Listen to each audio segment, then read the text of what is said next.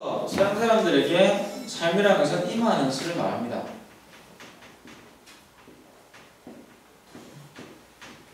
외양이 아니고요. 여러분, 그들은 외양이 아니라 외양이 오히려 뭐라는 거예요? 일시적인 것이고 그것을 구성하는 것은 그 내재성이라는 거죠. 여러분, 몸 안에 있는 거. 여러분 몸 생각하면서 몸 안에 있는 그것이에요. 자, 이거는 생물학적인 여러분 상상력을 지우고 생각하는 거예요. 여러분 몸, 지금 내가 지금 떠들고 있잖아요. 지금 떠들고 있는데 이 떠드는 것을 영어로 articulation 하거든요. 이 articulation이 뭡니까? 여러분 머릿속에 떠오른 추상을 내 근육을 움직여가지고, 그죠? 이 근육을 움직여서 내가 지금 뭔가 발성을 하고 있잖아요. 근데 여러분도 그걸 알아듣고 있잖아요. 이 과정이에요. 이 과정 전체가 삶인 거죠. 이 과정 전체가. 그래서 서양 사람들 이마넌스라는 것은 절대 뭡니까? 언어 이전에 존재하지 않는 거죠. 언어 이전에. 언어 이전에 다시 말해 재현되지 않는 몸은 몸이 아니라는 거예요. 인간의 몸이라는 것은 일반적인 동물성의 몸이 아니라는 거예요. 그 내재성을 말하는 거예요. 우리를 구성해내는 그 안에 들어있는 것들. 그죠? 그게 뭐가 밀접한 관련이 있습니까? 인간은 언어와 관련이 있다는 거죠. 언어. 그래서 랑실은 이걸 전제합니다. 몸을. 자, 이게 뭐야? 이게 뭉쳐졌을 때 랑실을 볼 때는 데모스가 되는 거죠. 다시 말하면 그 몸이 튀어나오는 거예요. 밖으로. 튀어나왔을 때 나는 거죠. 그 몸이 튀어나오는 어떤 계기들이 주어질 때 나는 거예요. 그게 이제 대단히 핵심적인 거고. 자, 그래서 앞전에도 말했지만 이 잘못이라고 부르는 잘못된 것, 세대의 어떤 자각들 이런 것들이 있을 수 있는데 잘못 만들어지는 거죠. 결국은 어떤 것도 체제가 잘 만들어질 수 없다는 얘기죠. 왜냐하면 항상 이렇게 삶이라는 어떤 과잉, 인력 이런 것들이 있기 때문에 그걸 아무리 집어넣더라도 그냥 둘레즈가 말한 것처럼 이마넌스를 아무리 개념 속에 집어넣어도 이것은 삐져나오게 돼 있다는 거죠. 흘러나온다는 거예요. 계속 고장이 난다는 거죠. 이 문학의 등장하면 어떤 일이 벌어집니까? 문학의 등장하면 그 세계를 어떻게 객관화시키잖아요. 객관화. 이게 무관심한 상태인 거예요. 그래서 다른 어떤 저자가 다른 어떤 독자를 상상하게 되죠. 그 체제 내에 있는 사람이 어떤 만인, 아무나를 상상하게 되는 거예요. 아무나. 그러니까 아무나를 위한 글쓰기가 되는 거야. 이 아무나가 뭡니까? 데모스잖아. 데모스를 위한 글을 쓰게 되는데, 그래서 그런 면에서 인디퍼런스 하다는 거예요, 이게. 자, 이게 뭡니까? 바로 문학성의 핵심이죠. 바로 민주주의적 글쓰기. 이걸 이제 민주주의라고 합니다. 민주주의라는 정치적 형식이 글쓰기와 동일한 거죠. 다시 말하면 그런 문학적인 글쓰기가 가능했기 때문에 민주주의가 가능하다는 이야기가 된다는 이야기예요. 이게 랑시가 말하는 감각의 배열, 감각의 나눔이 곧 뭡니까?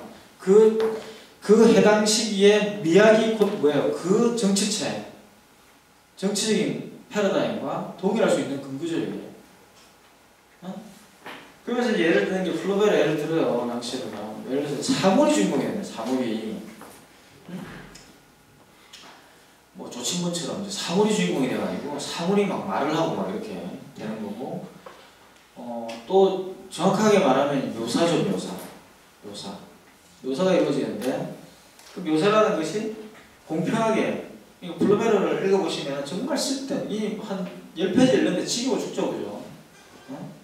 아는 보바리가 학교에서 얼마나 권태로운가를 묘사하는 열정 가잖아요. 그러니까 이 근대 문학을 보시면 어때요? 전부 다 그것이 다 묘사되고 있습니다. 한 개의 사물들이 전부 다 공평하게 묘사가 되고 있다는 것이 랑시의 주장이죠.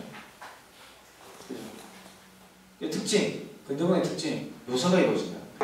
자, 보시면 제가 여기 적어놓은 글에 보시면 둘레즈를 이제 랑시가 막 까거든요. 그럼 랑시는 둘레즈를 왜 까는가요? 그럼 감각이 해방되면 좋은 거 아니냐고 생각하는데, 랑시에르는 핵심인 거예요. 감각이 해방되는 게 아닙니다. 그러니까 뭐였어요? 감각 자체가 인식이기 때문에 그 인식의 구조가 바뀌는 게 중요하다는 겁니다. 감각의 나눔이 바뀌는 게 중요한 거예요. 감각의 나눔. 둘레즈가 말하는 해방은 아도르노가 염려했던 그 해방이죠. 그러니까 위계의 전복을 이야기할 뿐이라는 거예요. 위계의 전복. 예를 들어서 뭐 당나귀가 왕이 되고, 그죠? 거지가, 그죠? 장관이 되고 이런 거 있잖아요. 이 둘레즈는 그런 이야기를 하는 거거든요. 디오니소스 지금 하죠. 디온소스의 어떤 그런 걸 이야기하는데 니체적인 어떤 그런 관점에서. 근데 랑시라고 볼 때는 그것도 뭐라는 거야? 그냥 위기의 전복일 뿐이라는 거죠. 그런 면에서 반제형적인 예술 체제를 주장하는 것이라는 거예요. 그렇잖아요. 또 들러즈의 예술론이라는 것이 기본적으로 앞에 말한 푸코에 대한 비판과 동일합니다. 기존에 있는 제한적 예술 체제와 반제한적 예술 체제를 무비판적으로 그냥 받아들인 거거든요. 다시 말하면 그런 내용들 자체를 그냥 이야기한 것이다라는 것이죠. 그 어떤 예술 체제의 문제라는, 이 체제가 예술 체제의 문제라는 것을 이해하지 못했다는 거예요. 포인트가. 그러니까 오히려 이제 그 들려서는 이제 미학적 관점에서의 반제한성에 대한 강조를 하는 것에 그쳤다는 이야기고, 그렇기 때문에 제한적 예술 체제에 대한 제한성에 대한 제한적 예술 체제에 대한 하나의 대안으로서 반제한적 예술 체제를 이야기했을 뿐이라는 거예요. 근데 랑시가 볼 때는 반제한적 예술 체제라는 것도 어때요? 예술 체제가 바뀌면 바뀌는 거거든요. 예. 조금 더 이제 근본적인 게 있다. 그 예술 체제를 구성하는 것이 랑시한테는 감각의 나눔이라는 거예요. 감각의 나눔. 그 감각의 나눔은 그러면 어떻게 바뀌느냐? 데몬스의 출현이라는 거죠. 들레즈가 가지고 있는 문제점이 뭐냐? 설명할 때 랑시르가 뭐라고 해요? 물질성을 강조하려고 하다 보니까 제한성을 억압했다라고 이야기했어요.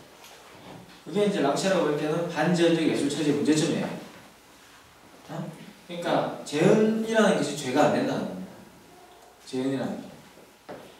제한이라는 게 죄가 안 되고 제한 자체가 문제가 아니라는 거예요. 제한이라는 것이.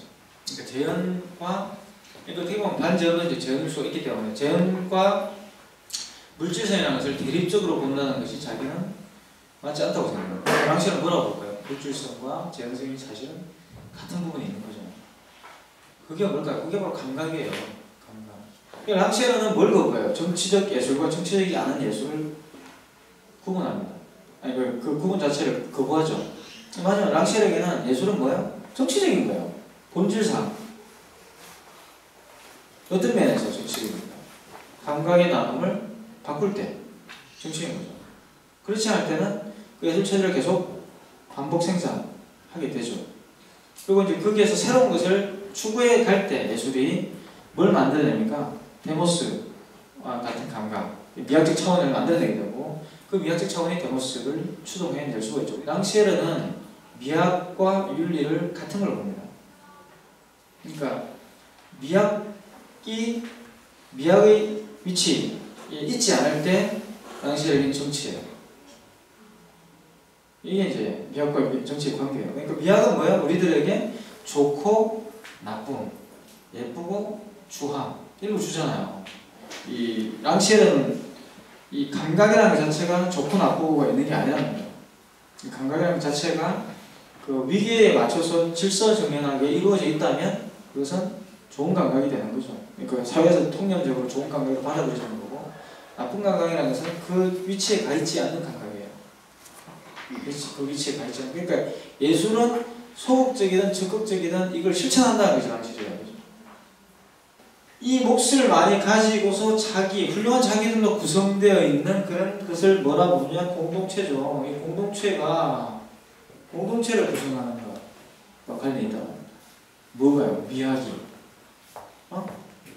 이게 랑시르의 독특한 개념이죠. 이 미학은 곧 윤리를 구성하는데 미학이 역할을 갖게 됩니다. 그래서 뭘 하게 돼요? 어떻게, 이거는 굉장히 푸코적인 이야기죠, 그죠? 어떻게 됩니까? 좋은 감각과 나쁜 감각. 누가 결정해요? 몫을 많이 가진 자들이 결정하게 됩니다.